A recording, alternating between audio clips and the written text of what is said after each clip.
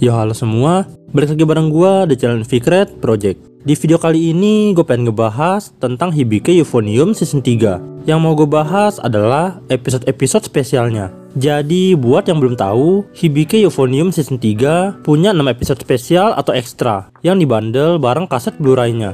6 episode ekstra ini durasinya benar-benar pendek, cuma sekitar 3-5 menitan aja. Lalu isinya juga nggak begitu penting, cuma nyeritain cerita sampingan lewat sudut pandang beberapa karakter tertentu. Tapi walaupun cuma sekedar cerita yang nggak begitu penting, buat kalian yang suka banget dengan Hibike Euphonium, ini benar-benar kerasa sebagai bonus yang berharga. Apalagi season 3 adalah season yang terakhir dari seri ini. Episode-episode ekstra ini bisa dibilang merupakan tambahan yang bisa mengurangi rasa kangen kita terhadap seri ini. Dan juga kita bakal ngeliat beberapa fakta menarik yang belum kita dapetin di versi musimannya. Contohnya soal kekhawatiran dari Hazuki dan Sapphire, dimana mereka ini khawatir soal diri mereka yang masing-masing mengalami perubahan ketika mereka sudah menginjak kelas 3 SMA. Tapi walau begitu, mereka tetap berharap tidak ada yang berubah. Well, ini memang kedengaran simpel dan sepele, tapi ini cukup relate dengan kehidupan kita, dimana tiap orang pastinya bakal merasa takut dengan adanya perubahan yang tidak diketahui.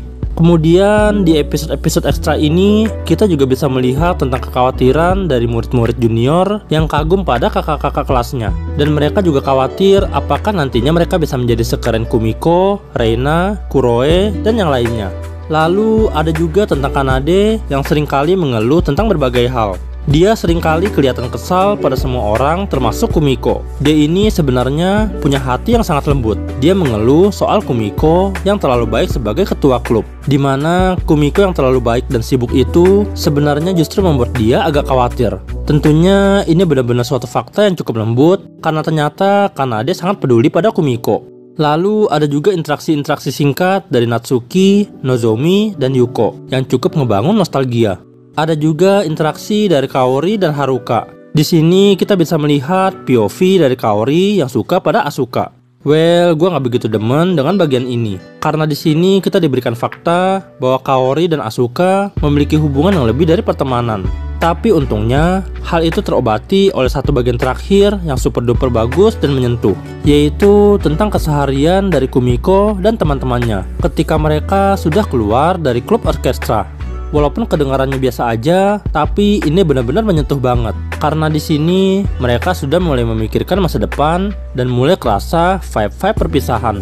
Gue juga demen karena ternyata mereka masih ngajakin Kuroe buat jalan bareng, walaupun udah nggak ada urusan klub orkestra. Ini menandakan bahwa pertemanan mereka masih terus berlanjut, bukan karena mereka sama-sama anggota klub.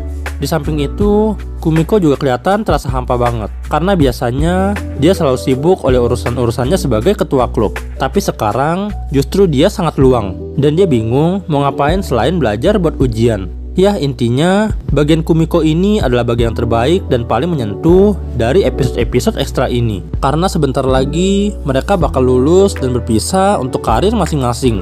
Walau begitu, Kumiko masih tetap menyampaikan monolog khasnya di akhir. Well, intinya episode-episode ini memang kerasa sepele, nggak ada cerita major. Tapi walau begitu, ini sangat mengobati rasa kangen. Dan ini juga sangat memuaskan kita sebagai tambahan cerita dari season 3. Nah, kalau menurut kalian sendiri gimana? Apakah episode-episode spesial ini juga terasa menyentuh bagi kalian? Coba sharing pendapat kalian di kolom komentar.